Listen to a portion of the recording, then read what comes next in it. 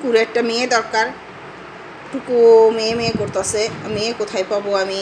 এখন একটা পাত্রী চাই, আপনারা একটা পাত্রীকে জোগাড় করে দেন টুকুর জন্য।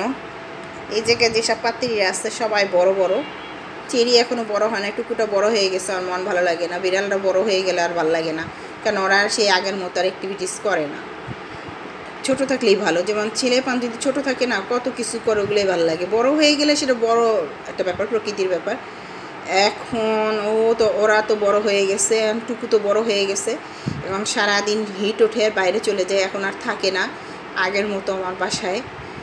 আর আমি ওকে নিয়ে আর কোনো কিছু গল্প গুজব কাহিনী এগুলো বানাইতে পারি না, কি করবো?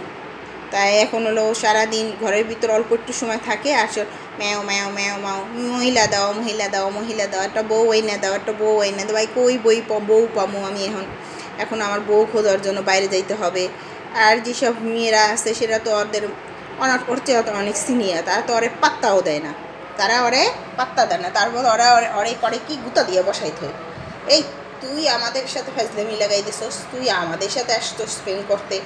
ওরা তো বলে, আমি বুঝি, বিড়ালের ভাষা বুঝি না, তারপরও বুঝি কি বলে। তা এইগুলা করতে থাকে। আজকে সে ক্লান্ত, কোনো পাত্রী পাইল না। আমি মনে করতেছি একটা সংবাদপত্রে ওর ছবি দিয়া টুকুর পাত্রী চাই এ দিয়ে একটা প্রচার দিয়ে দিব, ওদেরকে বলবো যে ভাই আপনারা একটু আমার এই টুকু বাচ্চাটার জন্য একটা মেয়ে খুঁজেন, ওর চেয়ে ছোটোখাটো একটা মেয়ে খুঁজেন, যাতে ও অ্যাডজাস্ট করতে। বলি কি ক্লান্ত হয়ে পড়ছো? ক্লান্ত হয়ে পড়ছে, এরকম ক্লান্ত হয়ে পড়ে না, কিন্তু ওকে তো অনেক খেলা করতো। এখন বড় হওয়ার পর থেকে এরকম হয়ে যায়, বড় হওয়ার পর থেকে পুরো চেঞ্জ। বয়সন্ধিকাল যে, এখন চেঞ্জ। ওর জন্য দোয়া করবেন, ও যেন একটা মেয়ে বাচ্চা পেয়ে যায়।